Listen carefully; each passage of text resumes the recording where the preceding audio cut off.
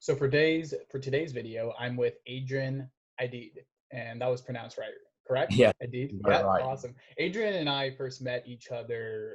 It was back at the agency incubator party, Yeah, or grow your agency party, or whatever it was called, back in yeah. October of 2019. Hmm. And I knew about Adrian long before he probably knew about me.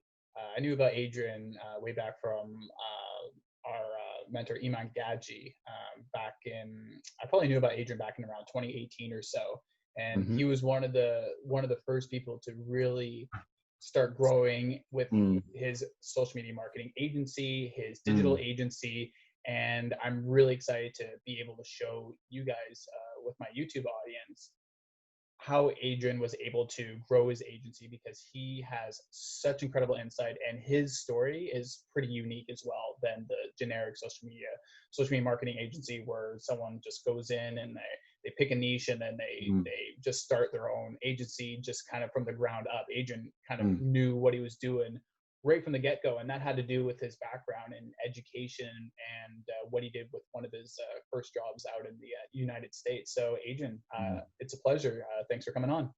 Thanks, mate. Thanks for having me. And it's always a pleasure to, be on with you. And obviously, I love the show and the great work you're doing. So, yeah, I I say appreciate it, God, man. quarantine's Awesome. over or coming to an end here. So, yeah. Yeah, yeah. I was just checking, and that was one of the things.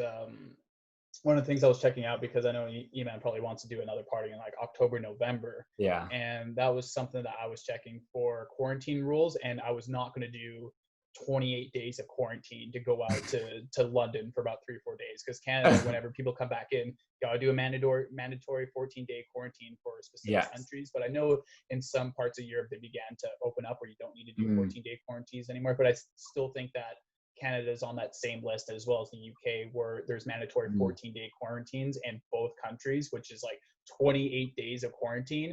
And I went through that in like in March from I guess like, yeah, my last part-time job, where one mm, person showed up at the our work environment with SARS-CoV-2. So so I actually had to go through the 14 days, 15 days of complete lockdown and stuff. So that was pretty interesting. And the uh, agency kind of got flipped upside down from all the events, because I mainly did real estate and all that mm. sort of stuff. But enough about me for this one. I want to know a bit more about the backstory on how you got into social media marketing and how you got into the online business world in general. Yeah. It's a great question. So I guess, I'm a bit older than the typical sort of 18, 19, 20-year-old entrepreneur. So I worked at a corporate job. I started working, I pretty much dropped out of university when I was like 19, 20, 21, I think, 20, 21, 19, 20. I can't remember, so long ago now. I went straight into sales, right? Because I worked at company called VCCP Rough Hill. So Rough Hill was like a student events company, did a load of like student events. They did kind of club nights. They did like youth marketing, they'd call it. And we do like little activation brand events, like, with Wrigley's and Lynx, which is Axe in America. And like they try and, market to the student university, right? To the student university students. And I was that guy who would go around and shake everybody's hand at campus and be friends with everybody. And just, I could remember everyone because I come from, I'm the eldest of 6 kids. So like, I kind of know how to like track names and stuff like that. So, It was very much like a politician style, remembering everyone's yeah, names yeah. and So stuff. if I, Yeah. if I if I go into politics, if Boris is doing a bad job in the UK, look out for I did 2036. But yeah, I a company called VCCP. So VCCP were actually one of the largest marketing agencies in the UK, and they worked on Compare the Meerkat adverts. So that's when I first got exposed to marketing. Is all of a sudden I was starting to one of these reps. And all of a sudden, you had to go into an office in Victoria, London, which is a nice area. And that's when I got exposed to the whole idea of marketing. And then I worked for another startup company in my hometown, which I got exposed to. I literally had to do everything, right? From first outreach communication, cold calling.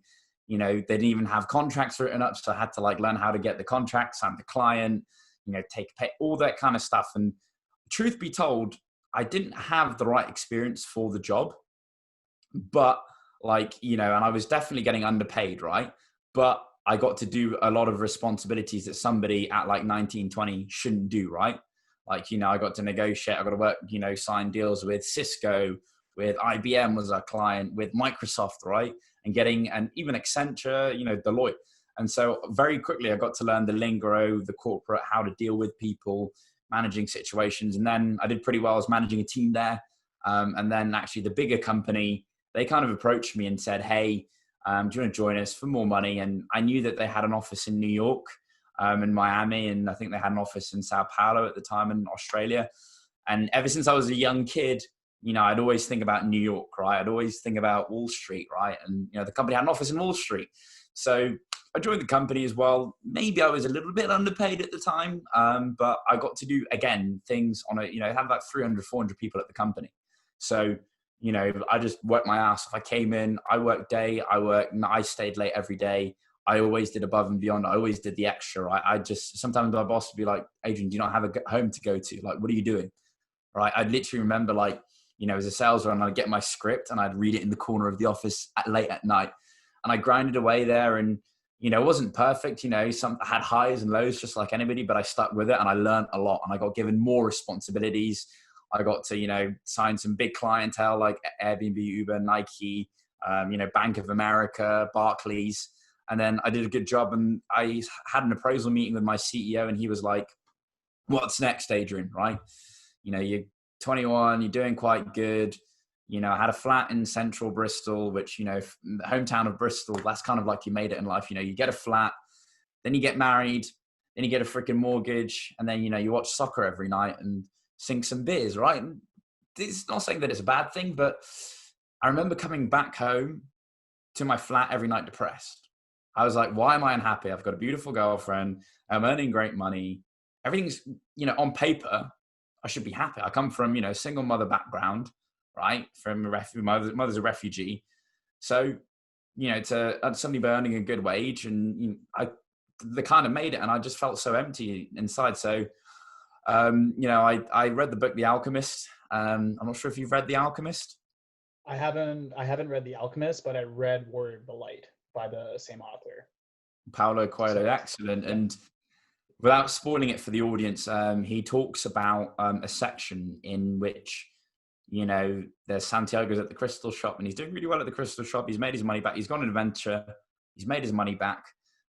He's doing really well. He's got enough money to go back, go find the girl he loves and live a good life, live an average, okay-ish life. Or he's got enough money now to go fulfill his dream and go to the pyramids. It's going to be dangerous. It's going to be treacherous. It's a long trek through the desert, but that's his destiny. That's his dream, right? So I kind of felt like, I sat down with my CEO. He was like, what's next, right? What do you want to do? I was like, I want to go to New York, right? And that was the scariest thing, right? I said, I want to go to New York. Is that okay? And he goes, okay. And I was thinking in my head, who moved me to New York, a year or 2 years time once I get a bit more settled in. He brings me back a week later. I have a meeting with the VP of operations and the VP of product. And they say, right, Adrian, you can go to New York on one condition. You've got to move now. Like you've got to move in like 4 or 5 weeks. That's so hectic. That's just flipping the whole paradigm. Everything ends up going upside down, especially when you're 21 years old. When you're 21 years old, you've just earned a bit good cash. You come from, a home without a father that was pretty unstable and, was pretty tough childhood. To all of a sudden now you've got that security. Do you just sit? And everybody in my family was like, and I knew to myself, I took The Alchemist. I went to a park. I told my girlfriend at the time, look, I just need some space to think this weekend. Go hang out with your girlfriends. I just need to really, and I remember going to that park in Bristol, reading The Alchemist and thinking something inside me is really scary. And that scared part is that I need to move to New York. It's going to terrify the living shit out of me. But I thought to myself, I've got uncles in my family. I've got, older people in your family, like we all do, aunties, uncles who said, you know what, I'd had the chance to do this when I was young, but I said no. And I didn't want to be that person who would regret, right? I didn't want to be sitting down with my grandchildren or children and say, hey, I could have lived in New York and worked on Wall Street and lived my dream, but I said no. So I did it. And honestly, it was the most terrifying thing, being 21, 22. I didn't even know how to use the MTA subway card. Like my first week in New York, nobody wanted to be friends with me in the office because it was a British company and they thought I was like the spy. And like, you know, I didn't even know, like, I was like, I thought Dwayne Reed was like a guy. I didn't know it was like a pharmacy. People like were going to Dwayne Reed.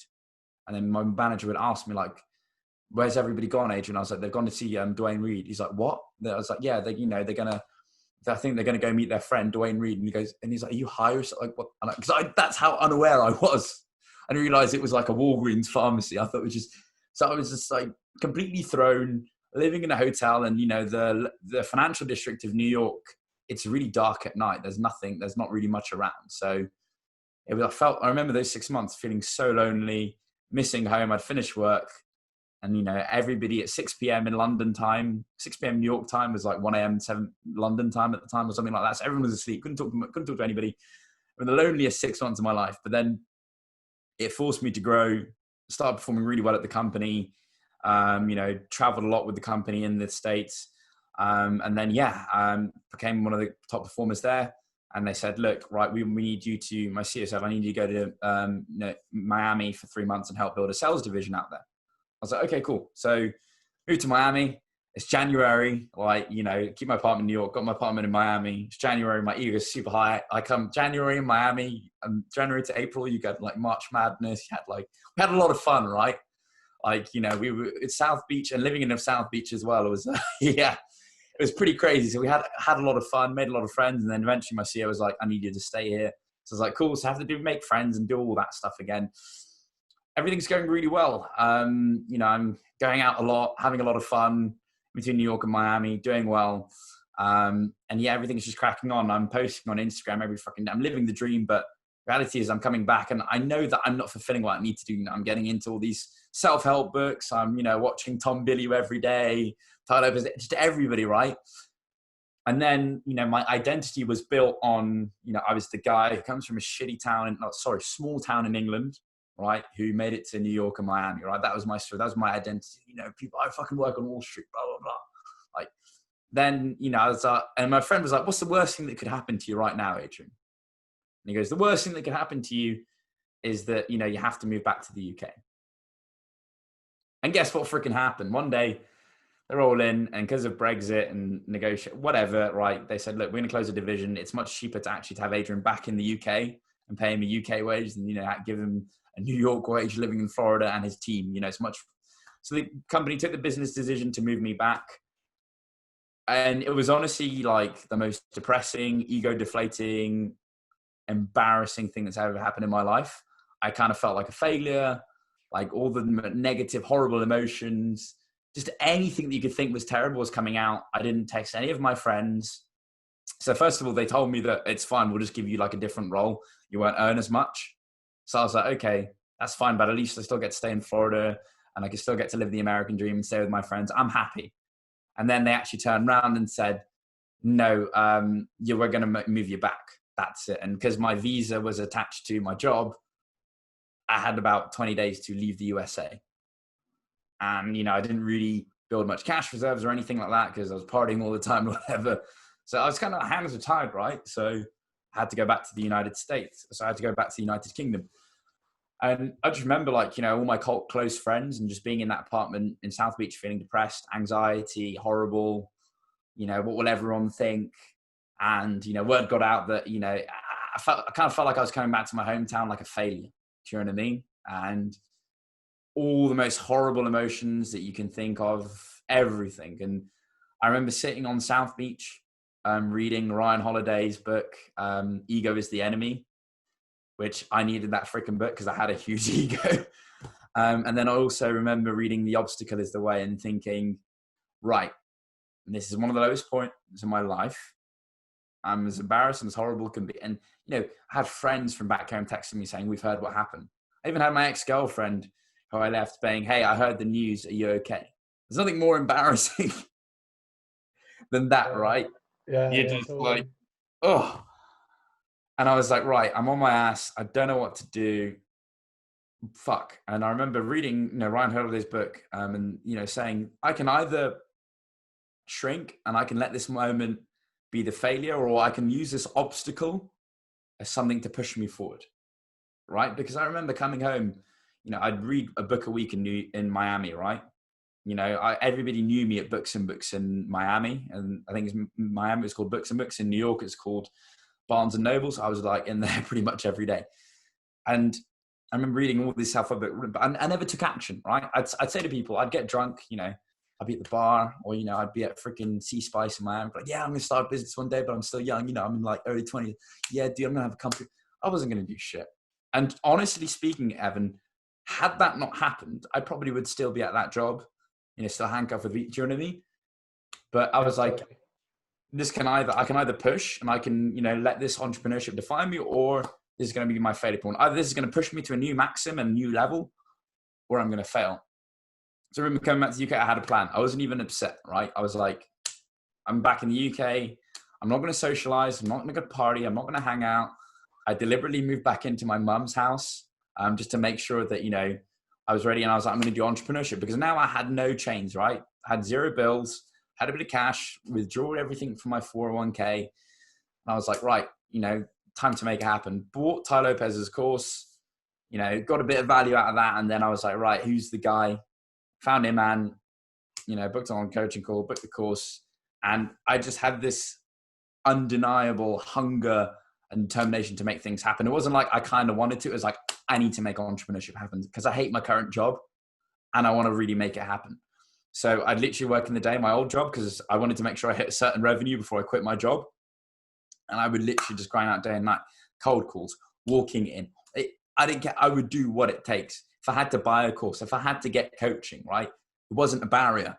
I was going to do simply what it takes, right? And I was driven by that fear. And then very quickly, I managed to, you know, get enough clients to quit my job. You know, that day, you know, just when I handed in my notice was just great. And yeah, like, you know, I really, really developed on entrepreneurship in then, and, you know, learned a lot more, started other businesses now. And yes, that's how I kind of got into entrepreneurship. That was quite a long answer. And wrapping up right now. Dude, like, that whole story, I love every single bit about it. And the biggest part about it is just the adversity that you face throughout your whole life. And being born, you mentioned that your mom was a refugee, as well as a single mom household, and you had 6 siblings, right? Yes, I'm the eldest of 5 children. So Yeah. it was a single mom, and, like, you know, I had a scholarship to a pretty good school as well. So there's nothing worse than being poor and you're surrounded by rich people, because then it makes you feel even more poor, right? And just growing up without a dad, and you don't realize how much these things can affect you. And it just, like, you know, even still now to this day, like, you know, how much of a difference these things make, right? To, you know, your upbringing, your start in life. And you can use it to either you can, yes, is there systematic racism? Is there problems? And 100%, right? It's unfair. We know there's unfair. We know it's unfair if you're a woman in the workplace. We know it's unfair if you're an ethnic minority. But you can either let these things define you, or you can use it as fuel to push you further. And I always wanted to look at things, and I'm lucky the mums are the same. The mom's doing well on that, as fuel to push it further, right? Yeah, no, exactly. And that's one of the things I got from the story, is just the amount of adversity that you face growing up without a dad, which the statistics that I've looked into, the literature that I've looked into, single parent households, like the rate of assault or danger or and especially predators and stuff like that for single moms is huge. Having a black father in the household, that's even, you know, the number goes even more. Yeah. So I mean, I remember, like, days like when I was a kid, there's like the father-son race, and, like, you know, everyone's got their dad there, and everyone was like, where's your dad? And I was like, the answer is I don't know. And I remember crying. Do you know what I mean? Just those things that you don't think about, but it kind of does affect, right? Yeah. And you're literally the 1% of the 1% of mentalities and everything, and literally the embodiment of putting your pants on in the morning, putting your clothing on in the morning, and doing the fucking work, and going out there and not giving a shit what anyone else thinks, not caring about being alone in an office job for 6 months out of the year in one of the I believe one of the coldest, and it's not even just the weather, but one of the coldest cities in the world in New York. And New York's a very difficult place to even make it, especially when you go there not knowing anyone. Mm. and the adversity that you faced throughout that time is just absolutely incredible that you overcame all of this. Mm. And that's literally a trait of the 1% of the 1%, where you had Mm. all these things, all these obstacles put in front of you, but you're like, fuck that shit, I'm just going to tear through it, which I think is honestly incredible. And that's where you are to this day. And now going into social media marketing and going in it on your own, what was some of the bigger success points that you saw, and differences as well between having a job versus the entrepreneurship lifestyle? So when you have a job, especially in kind of my sector, is I think I was kind of unaware of politics as such. You know, I would like, for example, I would piss the wrong people off in the company. And I was, you know, when I was just young and I was, you know, very arrogant, and you think, I wouldn't say it at the time, but now looking back, I'm like, I was having read 48 Laws of Power. You realize, you know, I'd try and outshine the master all the time. And I'd be like, I'm the best, I'm the best. And then like my boss would be pissed off with me. And I'm like, why are they pissed off with me? You know, I'm trying to well, actually, they might see me as a threat, right? You know, the politics going on that I had to read, you know, who to not piss off, the corporate environment, right? You know, the culture of a company. You don't know, like, you know, there's certain things, innuisms, there's certain like ways people do things in certain organizations, right? Whereas, you know, now in my business, you know, my agency, everybody, you know, I don't care whatever happens. We're pretty open with everything, right? Like, you know, if I might be the founder or the CEO, but if I'm not performing, I expect my, you know, teammates to tell me. I expect my CMO to say, hey, Adrian, you know, sort your shit out, right? Get on it. So we've got that open environment. I can dictate how I work, right? In my old job, it was very set. You know, you got to work from this time to this time. I need you to be on the phone. I need you to be doing outbound sales. If you're not, you know, you got a 10-minute, you know, smoking break at 3 p.m., a 1 hour lunch break. You have to wear a suit and tie. And I think there's a lot of good that I did learn from that job. But then just the way that we did things, I could see a lot of the stuff was inefficient, right? But if you ever voiced or had those concerns, you'd be gone in a week, right? You'd be getting, you'd be on unemployment pretty quickly. I 100% agree with you, because that's what I felt like when I was working my corporate job with Rogers as well. Whenever I would bring something up, this was back in 2017, whenever I would bring something up, it was just like, you got to get it passed. Like I'm in Vancouver, and then they got to get it passed by HQ in Yeah. Toronto, and it's a whole big like, oh, it's all like bureaucracy and all this sort of stuff that I just completely didn't understand. Exactly like yourself, you just don't really understand it as either like a younger male or anything along those lines, and you don't really understand the corporate structure, like how it really works and stuff. And yeah, I completely 100% agree with you. And I love that book that you mentioned, the 48 Powers. It's absolutely It's just phenomenal. incredible. Yeah, I know there's a cartoon of it on YouTube somewhere as well that's really in depth on it too, which I really recommend anyone watching this right now to go and watch that. Type in 48 Powers or 48 Law Powers. And it's absolutely incredible. So with that being said, with the agency and the growth of the agency as well, how did you start to function with the agency, and who did you start to target? And with your agency, is it mainly paid traffic, e-commerce, SEO? If you want to give a bit more specific details on the agency. So with the agency now, it's very refined. We do paid traffic, mainly Facebook ads. We dabble into Google as well, and we're going to expand other areas. We focus with e-commerce companies or high growth startups. So startups that have just got funding or just about to get funding. That's the kind of area that we specialize in. We know how to work with those kind of companies. We help a lot of our startups that we work with get funding as well. Having that kind of corporate background helps, so I can kind of map out how to do that. And that's the kind of sweet spot we've really run in. You know, those high growth e-commerce startup companies, that's where we really focus on. And we just do paid traffic. Yeah, just focusing on one thing that you're really good at, and not trying to screw around and try to do a million different things all at once, which is what everyone tries to do. That's what I did when I first got started as a freelancer.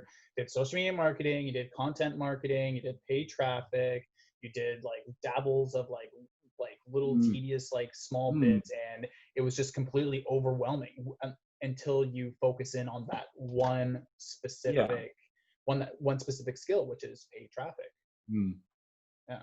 So yeah, that's the biggest thing that a lot of people really misrepresent. And when they try to go into building out an online agency, they think they have to do every single thing because they need to get that first client. when at the end Yeah, of the day, you should really just hone in and focus on that one skill. it's so true. And I mean, the thing is that like, I think a lot of people, there's a lot of confusion in the online space. It's not about what you do when you're on social media, you know, when you're posting. It's about the work that goes into it when nobody's watching, right? So, you know, you might see me on my social media at fancy dinners and bars and whatever. That is like a good 2%, 3%. Most of the time I'm up. First thing I do in the morning is I run. I hate running. I hate it, right? But it sets my body right, right? I get a bit of adversity out of the way. I come back, shower, cold shower, meditate, have a healthy breakfast, boom. And I'm just sat on this desk. So, you know, just this desk over here. I've got a special chair for you guys for the interview. But I'm there grinding like, you know, 8 hours, 9 hours a day, 10, sometimes 11, 12 hours a day, right? You know, I'm, you know, doing cold Loom outreaches. I'm checking in on the team. I'm looking at LinkedIn.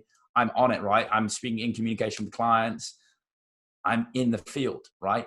And that, what you do when nobody's looking, you get, you know, you, like I think a man said, you know, you get rewarded for in public what you do in private, right? So my advice is that, you know, for anybody starting out is just disappear for a little bit, right? First 3 months I came back, I didn't party, I didn't club, I didn't hang out with anybody. I lost a couple of friends. That's fine, but I had a growth period. It got so bad I had to go to the Middle East, right, for 3 months, stay with my auntie, just so I didn't, you know, I'm not going to get distracted in Qatar, right? My auntie can see everything she's doing. She's a pretty strict Muslim, right? Anything I do, she'll be on the phone to mum. I'll be in an arranged marriage by next week. So it was like, you know, Oh man. I'll be a runaway groom. Yeah, You know, yeah, it was like, you know, just that focus I had. I literally had nothing else to do but wake up and work and work and work and work and sort out my diet, sort out my health. You know, these are all things coming from that Wall Street background that, you know, I mean, you know, we'd be out 3 times a week, you know, the guys from Goldman Sachs, Maryland. So everybody, you know, it was mad. Like, whereas actually to be successful in business, I've got to be on point all the time. My old job, I could get away coming in hungover on a Thursday, Friday, Wednesday, but you know, I dictate my value. I dictate the revenue. So I need to be, first of all, my health's got to be on point. Second of all, my productivity's got to be on point. And then third of all, you just got to be producing in darkness so you can celebrate that big public win, whether it's buying a car, whether it's a holiday, whether it's the materialistic things. And it's okay to like materialistic things. I like materialistic things, right? Everyone does, right? But also to get those materialistic things, you got to set out the internal things as well. They're just as important. 100%. I'm currently building out one of my programs right now, and in my program, I was literally just talking about this yesterday. There's an old growth forest in a portion of Canada on Vancouver Island. There's an old growth forest of trees that are like thousands of years old, and people all go and see these trees that have been banned from logging, and they see what the trees look like today, 1,000 years later, but those trees had to start from something, but we didn't see how they got started. We only saw the result. And that's kind of what social media is and what building out a business is. We're just seeing the result at the end of it. And no one was able to see what those private victories were, what everything that was done in private, all the work that was put in. Well. Yeah, exactly. Yeah. Right? Because it's not like I just pick up the phone and book 10 clients like some people think. I hop on a Zoom call and like a Stripe notification comes out. It's not like that. Like, you know, I fail a lot, right? I probably fail more than 90% of the audience, but that's fine, right? Because I learned from all those failures. I test, pivot. And then at the end, I get better, right? That's how you get better at anything. You got to be willing to fail. You got to be like, I'm not ashamed to fail. I'm not ashamed to fall flat on my face, right? And I'm lucky in that I went to a work culture that encouraged that, right? I think like in our first week in New York, I heard a story that people used to have to dance on the tables so they wouldn't ever feel embarrassed. In your training week, you had to dance on the tables so you wouldn't feel embarrassed like closing a sale on the phone or getting rejected on the phone because everyone's seen you dance like that. So, you know, you got to fail. You got to have accountability. You got to just go for it. If it doesn't work out, cool. 100%. And this is a conversation I would love to have with you in the future as well. It's just about failures and the failure of the education system as well in order to push us through and not let us fail or anything like that. And we're seeing the ramifications of it in society today after the last 25, 30 years of just pushing kids and not allowing them to fail, and not and getting kids to be fearful of failure and stuff. And I would love to have that conversation, but I know that time's of the essence right now. You're busy. You got tons of clients to deal with right now. Couple more questions just before we wrap up. This one I ask of everyone who I chat with, and because I always love to see their perspective on it. It's a really random question, but if you can be any sort of animal, be it domestic or in the wild, what kind of animal would you be and why? That's a good point, actually. Would be good to be a fly, actually. What was that? A what? Fly. A fly. Oh, you're the first one to say an insect for anyone. I've probably asked this to maybe around 25, 30 people, and you're the first one to say an insect. And a fly in the room is very interesting. How come a fly? Because, I mean, imagine if you could just be a fly, right? And you could go into Berkshire Hathaway's exec meetings, right? With Warren Buffett and Charlie Munger and absorb all that information, right? Yeah. Imagine like if you could just go in, because I've read, have you read Bill Campbell's $1 Trillion Coach? No, I've never read that. No. Woo! Good book. I think it's $1 trillion. I'll put it on the list, man. I'll put it on my Amazon book list right now. So Bill Campbell, legendary football coach, but actually he's a business coach, and this is his clientele. Sundar Pichai, Google CEO, Jeff Bezos, Amazon CEO, Bill Gates. I think he's worked with Steve Ballmer as well. Larry Page from Google. He's worked with Mark Zuckerberg, I believe, as well. Wow. It's unbelievable. He's also worked with Larry Ellison, CEO of Oracle. Steve Jobs, he coached as well. And he was actually the guy in the Google executive chair meeting, the executive board meeting, where he actually had to tell the executive chairman, Eric Schmidt, to step down. Wow. So that book, and I think the way he built a lot of his experiences, he was able to be in conversation. I mean, when you're spending daily life with Steve Jobs, Sundar Pichai, Larry Page, Larry Ellison, Sergey, and also Jeff Bezos, you're with them on a day. Like, doesn't get much. Do you know what I mean? That's a lot of alphas, especially Steve Jobs, because I read Steve Jobs' biography, and Steve Jobs, I don't even know if I would want to spend an afternoon with Steve Jobs. Walter Isaacson's done a great job. Yeah. That reality distortion field he speaks about. So just for knowledge gathering, might be good to be a fly. Yeah. I don't know how that got a good question. I love it. I love that answer. That's probably one of my favorite answers, because it's very intellectual as well. And being a fly on the wall everywhere. I love that answer. That's the most salesman answer that I think I've heard while chatting. I love it. And just to pretty much wrap it up, is there any upcoming projects that where people can find you, or any social media channels, any social media channels where people can go and follow you, because you honestly have an incredible story as well, and just seeing the journey, because you're only just getting started, because you're still in your 20s. This is all just a steady growth in the future. So do you have any upcoming projects that you're working on, and where can people find you? Yeah, so probably best place is Instagram at Adrian Aidid, so at ADRIAN AIDID. So DM me on there. I'm going to be releasing a new project that's going to be coming out. I've been working on it a lot in silence, and I've pumped a lot of money into it production-wise. So I can't wait to release it. It is going to be. It's not an info product, but it's going to be a form of entertainment that I think a lot of people are going to be interested in, and I think that it's going to be able to engage, educate, and really bring some cool insights to people across the world, across a number of different industries. So I'm excited about that. It's the first time I've publicly talked about it, so well done on getting the first dibs. And I can't wait to release that with you. And just DM me if you need anything. There's Adrian. If you go on www.adrianaidid.com, there's links to coaching or consulting or anything else that you need there. And there's the agency's called LDX Digital as well, LDX.digital. So if you need anything, everything's kind of there. And I'm on LinkedIn as well. And I look a lot better in my LinkedIn picture than I do today. So. Yeah, but the blazer's balling though. I love the blazer. Blazer, the camel skin. Suits the skin. Exactly. Right? Oh, so nice. All those links will be in the description if you're watching this on YouTube. And if you got value from this video, please write down in the comments what your favorite part was of this chat. Give it a thumbs up, subscribe as well, all that good stuff. And Adrian, thank you so much for taking the time out of your day to chat. It was a huge pleasure. No problem. Always a pleasure. And thanks for inviting me on an interview.